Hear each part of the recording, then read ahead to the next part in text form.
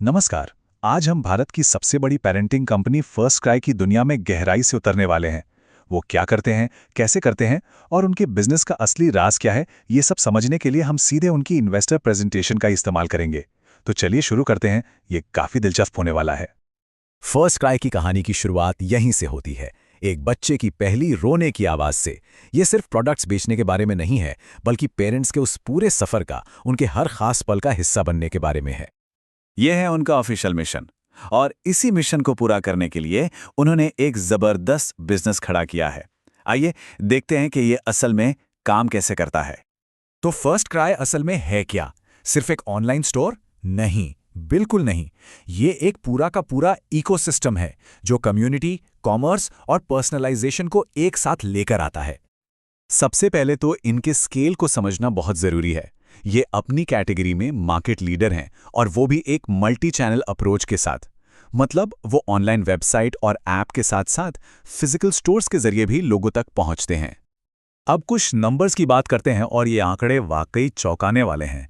हर साल 1 करोड़ से भी ज्यादा लोग फर्स्ट क्राई से कुछ न कुछ खरीदते हैं। जरा सोचिए कितना बड़ा कस्टमर बेस है ये।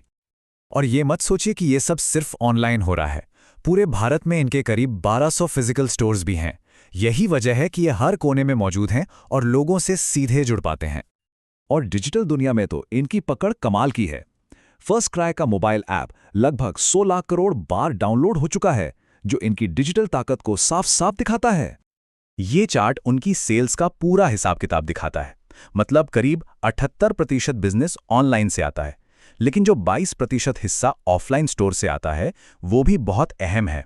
ये उनके सफल मल्टी चैनल मॉडल की कहानी कहता है। तो इनकी सफलता का असली सीक्रेट क्या है? वो इन 4 चीजों का एक जबरदस्त कॉम्बिनेशन है। देखिए, वो सिर्फ सामान नहीं बेचते, वो पेरेंट्स के लिए कम्युनिटी बनाते हैं जहां उन्हें सलाह और सपोर्ट मिलता है, और फिर उसी ऐड के अंदर लाखों प्रोडक्ट्स के साथ एक पर्सनलाइज्ड शॉपिंग का अनुभव भी देते हैं। ठीक है, अब इनके फाइनेंशियल परफॉर्मेंस पर एक नजर डालते हैं। किसी भी कंपनी के लिए उसकी वित्तीय सेहत ही तो सब कुछ होती है। तो चलिए देखते हैं कि फर्स्ट क्राई का रिपोर्ट कार्ड कैसा दिखता है। आगे बढ़ने से पहले एक जरूरी टर्म को आसान भाषा में समझ लेते हैं, एडजस्टेड EBITDA। अब ये सुनने में थोड़ा मुश्किल लग सकता है, पर इसे ऐसे समझिए, ये कंपनी के रोजमर्रा के कामकाज से, यानी उसके कोर बिजनेस से होने वाला असली मुनाफा है। इससे हमें कंपनी की ऑपरेशनल हेल्थ की एक साफ तस्वीर मिल जाती है। और ये आंकड़ा देखिए, कंपनी की प्रॉफिटेबिलिटी में कितनी जबरदस्त ग्रोथ हुई है। उनके पूरे ग्रुप बिजनेस का एडजस्टेड EBITDA एक ही साल में 51% बढ़ा है। ये बहुत बहुत मजबूत ग्रोथ है। इसका मतलब क्या है? सिंपल शब्दों में, कंपनी अब ऑपरेशनल लेवल पर मुनाफा कमा रही है, और उसके पास पॉजिटिव फ्री कैश फ्लो भी है।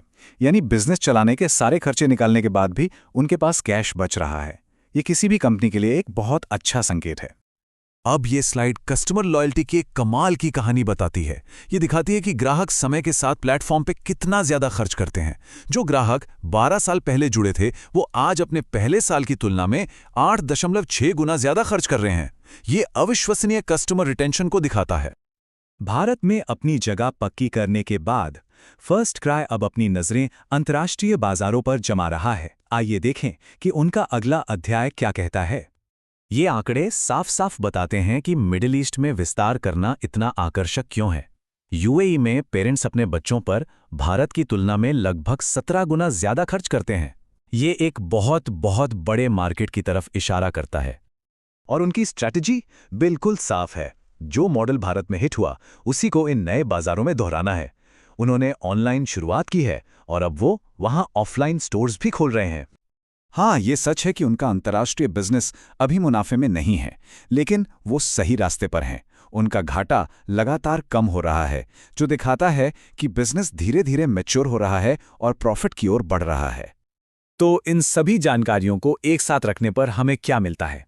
आइए फर्स्ट क्राई की सफलता की पूरी प्लेबुक को संक्षेप में समझते हैं। उनकी सफलता का फॉर्मूला इन 5 सरल लेकिन बहुत पावरफुल कदमों में छिपा है।